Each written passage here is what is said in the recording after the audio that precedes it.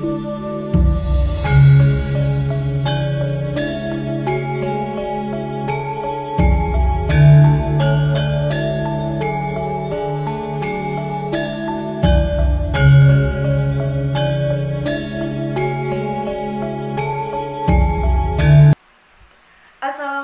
warahmatullahi wabarakatuh. Halo semuanya, perkenalkan nama saya Juninta Natasha Rahmawati dengan NIM 14014222024 dari Rombel A, jurusan Pendidikan Guru Sekolah Dasar, Fakultas Ilmu Pendidikan dan Psikologi, Universitas Negeri Semarang. Pada video kali ini, saya akan membuat video presentasi pada mata kuliah Pendidikan Multikultural untuk memenuhi tugas ujian akhir semester. Oke, untuk materi yang pertama yaitu mengenai hakikat kebudayaan. Oke, lalu apa sih yang dimaksud dengan kebudayaan itu? Dalam istilah Inggris, budaya adalah kultur yang berasal dari kata Latin coller yang berarti mengolah, mengerjakan, terutama mengolah tanah atau bertani. Hal ini menurut Kunchoro Ningrat pada tahun 2000. Yang berarti bahwa budaya merupakan aktivitas manusia, bukan aktivitas makhluk yang lain dan menjadi ciri manusia. Adapun pengertian kebudayaan menurut Edward Brunner Taylor dalam karyanya yang berjudul Primitive Culture, bahwa kebudayaan adalah kompleks dari keseluruhan pengetahuan, kepercayaan, kesenian, hukum, adat istiadat, dan setiap kemampuan lain dan kebiasaan yang dimiliki oleh manusia sebagai anggota suatu masyarakat.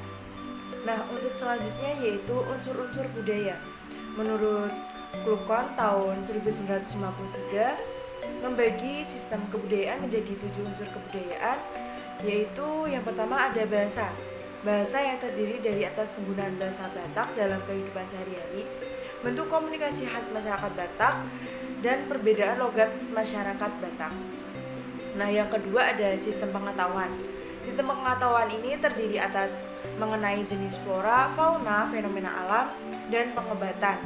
Dan yang ketiga ada sistem organisasi sosial yang terdiri dari atas kekerabatan, marga, dan perkawinan.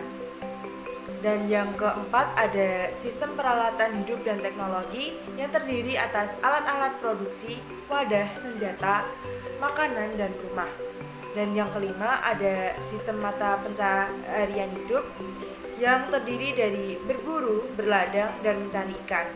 Dan yang keenam ada sistem tradisi yang terdiri dari atas kepercayaan, upacara keagamaan, ilmu goib, jiwa, dan roh. Dan yang terakhir yang ketujuh yaitu kesenian yang terdiri dari atas seni rupa dan seni musik. Oke, selanjutnya yaitu wujud kebudayaan. Menurut J.J. Honigman, wujud kebudayaan dibedakan menjadi 3, yaitu yang pertama ada gagasan atau ide yang berupa non-materi. Wujud kebudayaan ini berbentuk kumpulan ide-ide, gagasan, nilai-nilai, norma-norma, peraturan, dan abstrak, tidak dapat diraba atau disentuh. Nah, yang kedua ini ada aktivitas atau berupa tindakan yang berupa non-materi. Wujud kebudayaan aktivitas ini sebagai suatu tindakan yang berpola dari manusia dalam masyarakat itu. Nah, yang ketiga ada artefak atau karya. Ini berbentuk materi. Artefak adalah wujud kebudayaan fisik yang berupa hasil dari aktivitas, perbuatan, dan karya semua manusia. Yang keempat yaitu budaya dan lingkungan.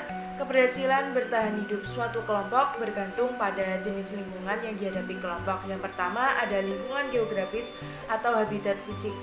Nah, lingkungan ini memberi berbagai keunikan alamiah di mana kelompok sosial itu beradaptasi dengan atau mengubah lewat teknologinya. Nah, yang kedua ada anggota kelompok sosial harus hidup bersama dan berinteraksi. Kelompok sosial sebagai suatu keseluruhan memiliki kelompok lain sebagai tetangga yang akan membentuk lingkungan sosial dengan mana mereka juga berinteraksi. Nah, yang ketiga ada suatu jenis lingkungan yang biasanya kita tidak memikirkannya karena tidak terlihat atau berinteraksi di dalam dunia ini. Namun nyatanya jutaan manusia dan sangat mempengaruhi dalam kehidupan. Oke, materi terakhir dari hakikat kebudayaan yaitu ada pranata kebudayaan. Pranata atau institution yang ada dalam kebudayaan dikelompokkan berdasarkan kebutuhan hidup manusia yang hidup dalam ruang dan waktu. Pengelompokannya menurut Kunchoro-Ningrat pada tahun 2000 yaitu yang pertama ada pranata yang bertujuan memenuhi kebutuhan kehidupan kekerabatan atau yang disebut dengan kinship atau domestic institution, misalnya seperti perkawinan dan pengasuhan anak. Nah, yang kedua yaitu ada pranata yang bertujuan memenuhi kebutuhan manusia untuk pencarian hidup, memproduksi, menimbun, dan mendistribusi harta benda atau economic institution, misalnya pertanian, industri, dan koperasi dan pasar. Nah, yang ketiga ini ada pranata yang bertujuan untuk memenuhi kebutuhan penerangan dan pendidikan manusia supaya menjadi anggota masyarakat yang berguna atau educational institution seperti pendidikan dasar, pendidikan menengah, pendidikan tinggi, pendidikan keagamaan, dan pers. Nah, yang keempat ada pranata yang bertujuan untuk memenuhi kebutuhan ilmiah manusia, menyelami alam semesta atau scientific institution, misalnya penjelajahan luar angkasa. Nah, yang kelima ada pranata yang bertujuan untuk memenuhi kebutuhan manusia menyatakan keindahannya dan reaksi atau aesthetic and recreational institution, misalnya batik, seni, suara, gerak, dan seni drama dan olahraga. Nah, yang keenam ini ada pranata yang bertujuan untuk memenuhi kebutuhan manusia untuk berhubungan dengan Tuhan atau dengan alam gaib seperti religious institution, misalnya seperti masjid, doa, kenduri, upacara, pantangan, dan ilmu gaib. Nah, yang ketujuh ada pranata yang bertujuan memenuhi kebutuhan jasmaniah manusia atau somatic institution, misalnya perawatan kecantikan, pemeliharaan kesehatan, dan kedokteran. Oke, untuk materi yang kedua yaitu hakikat pendidikan multikultural. Yang dimaksud dengan pendidikan multikultural? Nah, pendidikan multikultural merupakan suatu rangkaian kepercayaan atau set of belief dan penjelasan yang mengakui dan menilai pentingnya keragaman budaya dan etnis dalam membentuk gaya hidup, pengalaman sosial, identitas pribadi, kesempatan pendidikan dari individu, kelompok, maupun negara. Pengertian ini menurut Banks pada tahun 2001. Adapun pengertian lain mengenai pendidikan multikultural yaitu pendidikan multikultural adalah ide atau gerakan pembaharuan pendidikan dan proses pendidikan yang tujuan utamanya adalah untuk mengubah struktur lembaga pendidikan supaya siswa baik laki-laki maupun perempuan, siswa berkebutuhan khusus dan siswa yang merupakan anggota dari kelompok ras, etnis, dan kultur yang bermacam-macam itu akan memiliki kesempatan yang sama untuk mencapai prestasi akademis di sekolah. Yaitu dasar pendidikan multikultural. Nah, yang pertama ada kesadaran nilai penting keragaman budaya, yaitu memberikan pemahaman mengenai berbagai jenis kegiatan pendidikan sebagai bagian integral dari kebudayaan universal. Di dalamnya akan dibahas kebudayaan yang teraktualisasi secara internasional, regional, dan lokal sepanjang sejarah kemanusiaan. Nah, yang kedua yaitu ada gerakan pembaharuan pendidikan. Nah, pendidikan multikultural bisa muncul dalam bentuk bidang studi, program, dan praktek yang direncanakan lembaga pendidikan untuk merespon tuntutan, kebutuhan, dan aspirasi berbagai kelompok. Nah, yang ketiga yaitu ada proses pendidikan. Ada beberapa dasar dalam memahami pendidikan multikultural, yaitu yang pertama ada kesempatan yang sama bagi setiap siswa untuk mewujudkan potensi sebetulnya. Nah, yang kedua ada penyiapan belajar untuk berpartisipasi penuh dalam masyarakat antar budaya. Nah, yang ketiga ada penyiapan pengajar agar memudahkan belajar bagi setiap siswa secara efektif tanpa memperhatikan perbedaan atau persamaan budaya dengan dirinya.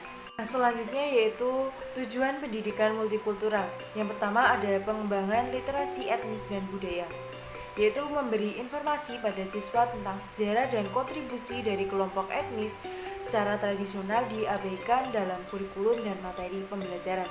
Nah, menempatkan kembali citra kelompok ini secara lebih akurat dan signifikan menghilangkan bias dan informasi yang menyimpang yang terdapat dalam kurikulum.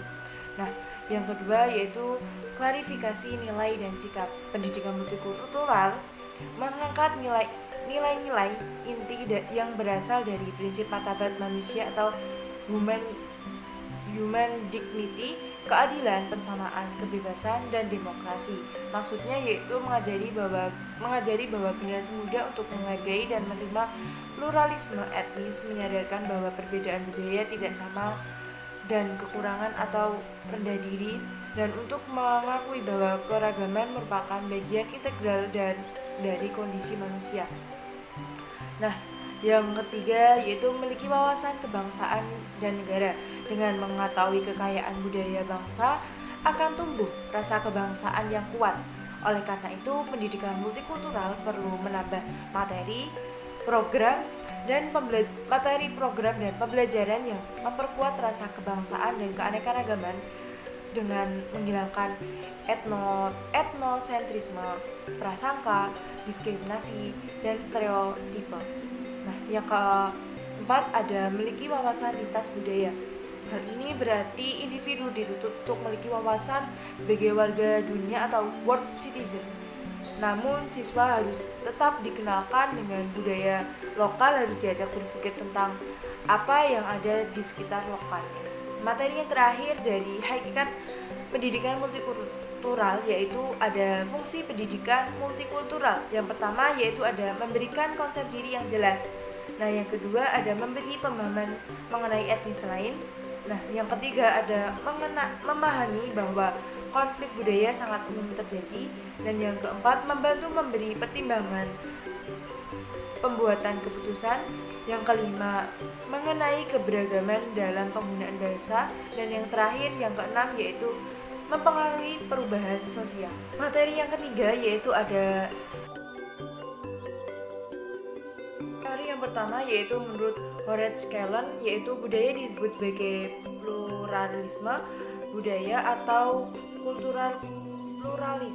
Jika budaya suatu bangsa memiliki banyak segi dan nilai-nilai, pluralisme budaya didefinisikan oleh Horace Kallen sebagai menghargai berbagai tingkat perbedaan dalam batas-batas persatuan nasional. Sebagai budaya yang dominan, white Anglo-Saxon Protestan harus diakui masyarakat, sedangkan budaya yang lain itu dipandang menambah variasi dan kekayaan budaya Amerika. Kedua yaitu menurut James Banks. Banks yakin bahwa pendidikan seharusnya lebih mengarah pada mengajari mereka bagaimana berpikir daripada apa yang dipikirkan. Nah, siswa perlu disadarkan bahwa di dalam pengetahuan yang dia terima itu terdapat beraneka ragam interpretasi sesuai kepentingan masing-masing. Siswa perlu diajari dalam menginterpretasikan sejarah masa lalu dan dalam pembuatan sejarah. Nah, siswa harus berpikir kritis dan dengan memberi pengetahuan dan keterampilan yang memadai dan memiliki komitmen yang tinggi untuk berpartisipasi dalam tindakan demokratis.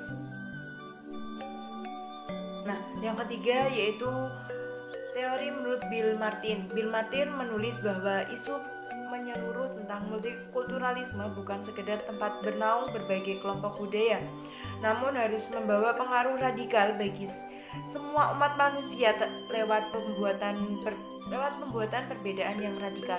Seperti halnya Banks, Martin menentang tekanan dari afrosentris dan tradisionalis Barat. Martin menyebut keduanya konsumeris, multikulturalis. Multikulturalisme bukan konsumeris tetapi transformasional yang memerlukan kerangka kerja. Masyarakat harus memiliki visi kolektif tipe baru yang berasal dari perubahan sosial yang muncul lewat transformasi. Selanjutnya, teori yang keempat menurut Beck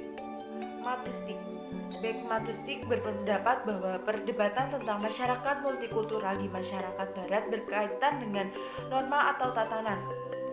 Matustik mengatakan semua segi dalam pembicaraan budaya saat ini mengarah pada pemikiran kembali norma barat atau the western canon. yang mengakui bahwa dunia multikultural adalah benar-benar nyata adanya. Matustik mengatakan bahwa teori multikulturalisme meliputi berbagai hal yang semuanya mengarah kembali ke liberalisasi pendidikan dan politik Plato menurut filsuf Yunani. Yang kelima yaitu menurut Judith M. Green menunjukkan bahwa multikulturalisme bukan hanya unik di Amerika Serikat, negara lain pun harus mengakomodasi berbagai kelompok kecil dari budaya yang berbeda. Kelompok-kelompok ini biasanya bertoleransi terhadap keuntungan budaya dominan. Secara unik, Amerika Serikat memberi tempat perlindungan dan memungkinkan mereka mempengaruhi kebudayaan yang ada. Dengan tim, kelompok memperoleh kekuatan dan kekuasaan, membawa perubahan seperti peningkatan upah dan keamanan kerja. Nah, materi yang keempat yaitu mengenai pendekatan terhadap pendidikan multikultural. Pendekatan yang pertama yaitu pendekatan kontribusi atau the contribute approach, yaitu ciri-ciri pendekatan kontribusi ini dengan memasukkan pahlawan-pahlawan dari suku bangsa atau etnis dan benda-benda budaya ke dalam pelajaran yang sesuai. Hal inilah yang sampai saat ini dilakukan di Indonesia. Nah, yang kedua yaitu pendekatan aditif atau the additive approach, yaitu penambahan materi, konsep, tema, dan perspektif terhadap kurikulum tanpa mengubah struktur, tujuan, karakteristik dasarnya. Nah, pendekatan aditif ini sering dilengkapi dengan penambahan buku, modul, atau bidang bahasan terhadap kurikulum tanpa mengubahnya secara substansif. Pendekatan yang ketiga yaitu pendekatan transformasi atau the transformation approach. Nah, pada pendekatan transformasi ini mengubah asumsi dasar kurikulum dan menumbuhkan kompetensi siswa dalam melihat konsep, isu, tema, dan problem dari beberapa perspektif dan sudut pandang etnis. Banks pada tahun 1993 menyebut ini proses multiple acculturation, sehingga rasa saling menghargai, kebersamaan, dan cita sesama dapat dirasakan melalui pengalaman belajar.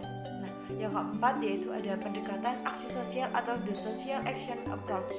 Nah, ini mencakup semua elemen, menambah komponen yang mempersyaratkan siswa membuat aksi yang berkaitan dengan konsep, isu, atau masalah yang dipelajari dalam unit. Tujuannya yaitu mendidik siswa melakukan untuk kritik sosial dan mengajari mereka keterampilan pembuatan keputusan untuk memperkuat siswa dan membantu mereka memperoleh pendidikan politis.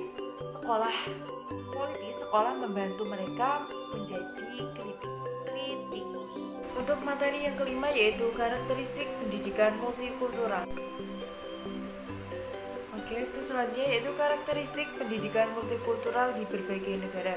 Yang pertama ada Amerika Serikat, yaitu pendidikan multikultural di Amerika Serikat mendorong inklusi dan penghargaan terhadap keragaman.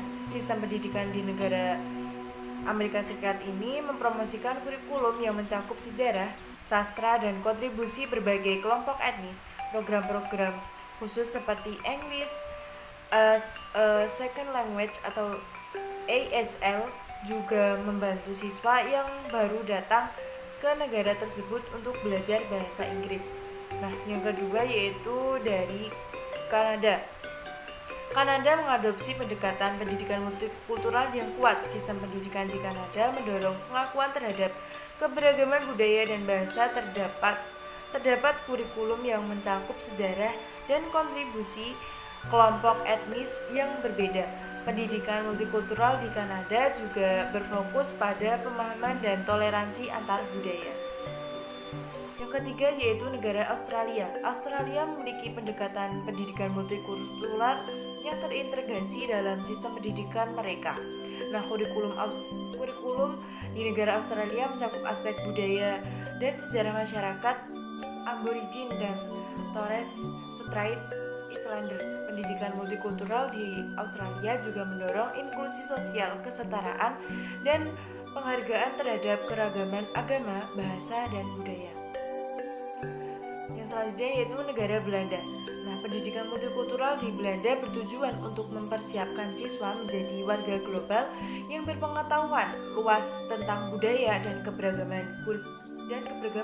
Nah, kurikulum di Belanda mencakup studi tentang budaya, agama, dan sejarah berbagai kelompok etnis. Pendidikan multibahasa juga ditekankan dengan mengajarkan bahasa-bahasa yang berbeda selain bahasa Belanda. Nah, selanjutnya yaitu di negara Afrika Selatan. Nah, pendidikan multikultural di Afrika Selatan memiliki fokus yang kuat pada rekonsiliasi pasca apartheid. Sistem pendidikan di negara Afrika Selatan ini mencakup kurikulum yang mempromosikan pengertian, penghargaan, dan integritas antar kelompok, ras, dan etnis. Pendidikan multikultural di Afrika Selatan juga berupaya untuk memperkuat kesetaraan dan memperbaiki kesenjangan sosial. Nah, selanjutnya yaitu wawasan multikultural lokal, nasional, dan universal. Nah, multikultural adalah sebuah konsep yang mencakup pengakuan dan penghargaan terhadap keragaman budaya, ras, agama, dan bahasa dalam suatu masyarakat. Nah, di Afrika Selatan, pendidikan multikultural difokuskan pada rekonsiliasi pasca apartheid dan bertujuan untuk mempromosikan pemahaman, penghargaan, dan integrasi antar kelompok, ras, dan etnis yang berbeda. Nah, di Indonesia, sebagai masyarakat multikultural, terdapat keberagaman budaya dan etnis yang kaya. Namun, negara ini juga menghadapi tantangan seperti konflik sosial, integrasi sosial yang dipaksa. Nah, meskipun demikian, keberagaman masyarakat multikultural di Indonesia memperkaya warisan budaya nasionalnya. Cross-cultural understanding. Nah, pemahaman lintas budaya mengacu pada kemampuan untuk menghargai, menghormati, dan berinteraksi secara efektif dengan individu dari latar belakang budaya yang berbeda. Hal ini melibatkan pengakuan dan penilaian terhadap beragam perspektif, keyakinan, nilai-nilai, dan praktik yang ada dalam masyarakat multikultural. Pemahaman lintas budaya membantu menumbuhkan empati, mengurangi prasangka dan stereotip, serta mendorong komunikasi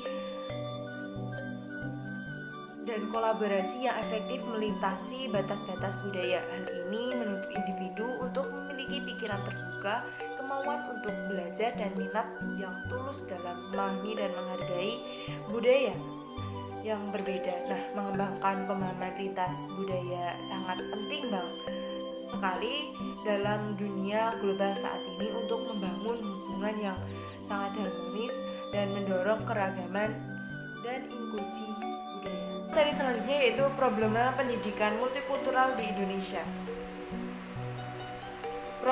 Problem pendidikan multikultural di Indonesia, yaitu ada pun faktor problem tersebut, yaitu ada demografi, sejarah, sosial, dan ekonomi. Nah, ya problemnya ini terdiri dari problem kemasyarakatan, yaitu disebabkan oleh keanekaragaman identitas kebudayaan daerah. Yang kedua, pergeseran atau perpindahan kekuasaan pusat ke daerah. Yang ketiga, ada kurang kokohnya nasionalisme. Nah, yang keempat, munculnya fanatisme. Yang kelima, konflik kesatuan nasional dan multikultural. Nah, yang keenam, ada kesejahteraan ekonomi yang tidak merata. Yang ketujuh, ada keberpihakan media. Problema penyakit budaya, yaitu ada prasangka, stereotipe, etnotrisme, rasisme, diskriminasi, dan scapegoating. Nah, yang pertama ada prasangka. Nah, prasangka ini mengandung sikap, pengertian, keyakinan, dan bukan tindakan. Jadi prasangka tetap ada di pikiran, sedangkan diskriminasi mengarah ke tindakan sistematis. Kalau prasangka berubah menjadi tindakan nyata, maka prasangka sudah berubah menjadi diskriminasi, yaitu tindakan menyingkirkan status dan peranan seseorang dari hubungan pergaulan dan komunikasi antar manusia. Yang kedua ada stereotipe, yaitu merupakan salah satu bentuk prasangka antar etnik atau ras. Nah, stereotipe ini merupakan salah satu bentuk utama prasangka yang menunjukkan perbedaan kami atau in-group yang selalu dikaitkan dengan superioritas kelompok atau in-group dan yang cenderung mengevaluasi orang lain dipandang inferior, yaitu mereka atau outgroup. Nah, yang ketiga ada etnosentrisme, yaitu diperkenalkan oleh William Graham Sumner pada tahun 1906, berpandangan bahwa manusia pada dasarnya individualistis, namun karena harus berhubungan dengan manusia lain, maka terbentuklah sifat hubungan yang antagonistik atau pertentangan. Nah, etnotrisme ini adalah kecenderungan untuk menetapkan semua norma dan nilai budaya orang lain dengan standar budayanya sendiri.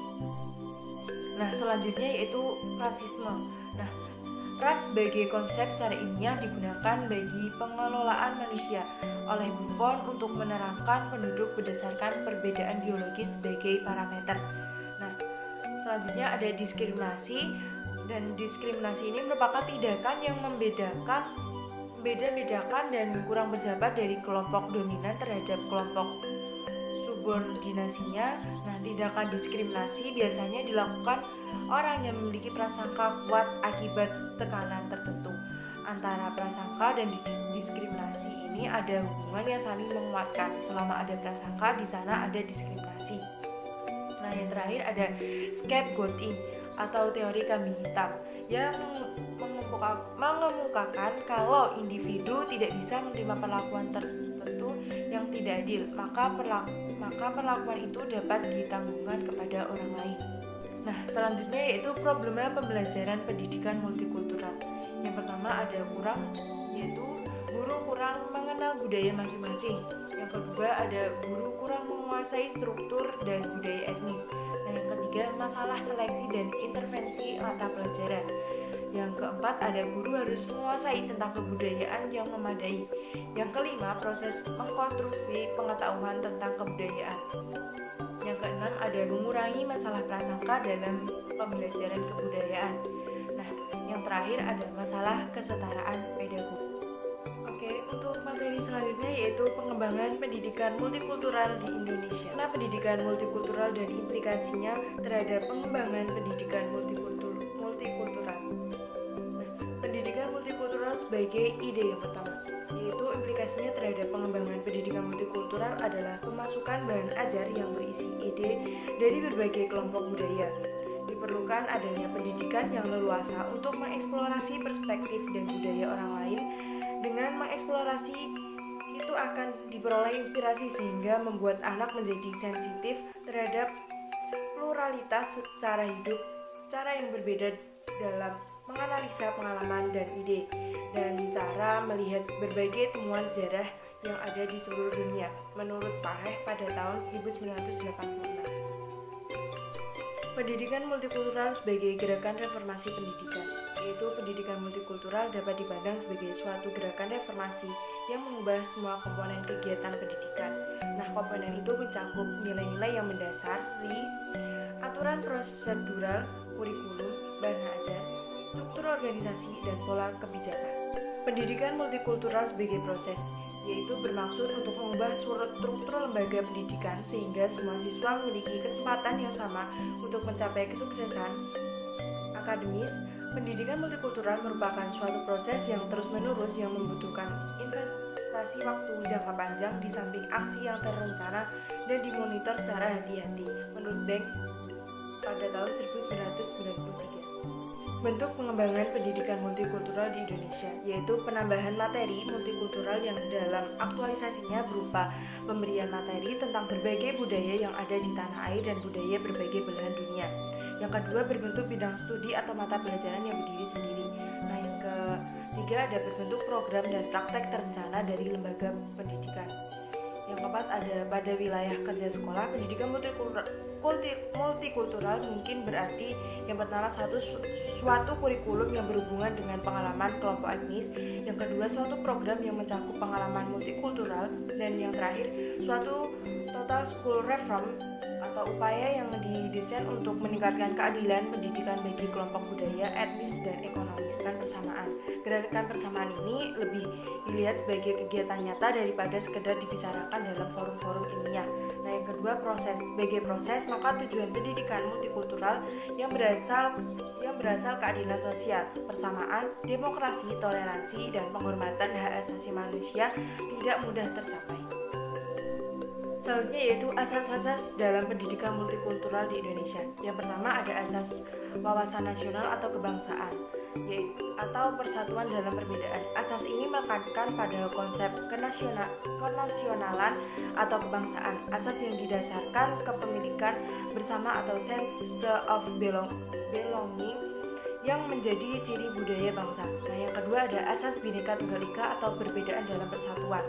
Nah, konsep ini menekankan keragaman dalam budaya yang menyatu dalam wilayah negara kita, keragaman dalam jenis tarian, pakaian, makanan, bentuk rumah, dan sebagainya, menjadikan Indonesia dikenal memiliki kebudayaan yang menjadi mozaik budaya. Nah, yang ketiga ada asas kesederajatan. Nah, Indonesia yang menghormati asas ini. Semua budaya dipandang sederajat, diakui dan dikembangkan dalam kesetaraan. Tidak ada dominasi yang memaksakan ke kelompok kecil. Selanjutnya yaitu prinsip pengembangan pendidikan multikultural di Indonesia. Nah, prinsip pelaksanaan pendidikan multikultural yaitu yang pertama ada menjamin keadilan sosial tanpa memandang etnis. Yang kedua pembelajaran atau di kelas dan kelembagaan atau di sekolah. Nah, yang ketiga ada reformasi pendidikan yang komprehensif, dan yang keempat ada kesempatan yang sama untuk mencapai prestasi sesuai kompetensi, dan yang terakhir yaitu pendidikan yang baik bagi siswa tanpa memandang latar etnis tertentu. Nah, yang selanjutnya yaitu 3 prinsip penyusunan program dalam pendidikan multikultural. Yang pertama ada pendidikan multikultural didasarkan kepada pedagogik baru, yaitu pedagogik yang berdasarkan kesetaraan manusia atau equity pedagogi. Bukan hanya mengakui hak asasi manusia, tetapi juga hak kelompok manusia, kelompok suku bangsa, kelompok bangsa untuk hidup berdasarkan kebudayaannya sendiri. Nah, yang kedua ada pendidikan multikultural ditujukan pada terwujudnya manusia yang berbudaya. Hanya manusia yang melek budayalah yang dapat membangun kehidupan bangsa yang berbudaya. Manusia yang berbudaya adalah manusia yang membuka diri dari pemikirannya yang terbatas. Nah, manusia yang berbudaya hanya dibentuk di dalam dunia yang terbuka. Nah, yang ketiga yaitu prinsip globalisasi budaya. Globalisasi kebudayaan ditandai dengan pesatnya kemajuan teknologi, produk multinasional, perluasan budaya populer, budaya handphone, internet, dan e-commerce sudah menggejala secara global. Nah, selanjutnya yaitu peranan sekolah dasar sebagai lembaga pengembangan pendidikan multikultural. Peranan sekolah dasar sebagai sistem sosial. Nah, variabel dan faktor sekolah sebagai sistem sosial itu yaitu antara lain yang pertama ada kebijakan dan politik sekolah, dan yang kedua ada budaya sekolah dan kurikulum yang tersembunyi atau hidden kurikulum. Yang ketiga ada gaya belajar dan sekolah, dan yang keempat ada bahasa dan dialek sekolah. Yang kelima ada partisipasi dan input masyarakat. Yang keenam ada program penyuluhan atau konseling. Yang ketujuh ada prosedur asesmen dan pengujian. Selanjutnya ada materi pembelajaran. Dan yang terakhir ada gaya dan strategi mengajar sikap, persepsi, kepercayaan, dan perilaku staf sekolah. Peranan guru dalam pendidikan multikultural. Peran guru sebagai perangkai transisi keilmuan dari suatu generasi ke generasi lain sudah setua perjalanan peradaban manusia sendiri. Nah, guru adalah orang dewasa yang secara sadar bertanggung jawab dalam mendidik, mengajar, dan membimbing peserta didik. Selanjutnya ada peranan kurikulum dalam pendidikan multikultural. Nah, kurikulum diartikan sejumlah mata pelajaran yang harus ditempuh oleh peserta didik, mulai dari masuk sekolah sampai selesai untuk mendapatkan ijazah. Kurikulum tidak hanya sebatas mata pelajaran yang harus diikuti oleh siswa selama mengikuti pendidikan, tetapi meliputi segala usaha sekolah yang dapat mempengaruhi belajar siswa. Peranan sekolah dasar sebagai lembaga pengembangan budaya. Nah, pendidikan multikultural juga merupakan proses di mana tujuannya tidak akan pernah terrealisasi secara penuh. Ras diskriminasi akan tetap ada dan tidak peduli bagaimana kerja keras kita untuk menghilangkan masalah ini. Nah, jika prasangka dan diskriminasi direduksi dalam satu kelompok, keduanya biasanya ditujukan pada kelompok lain atau keduanya mengambil bentuk yang baru.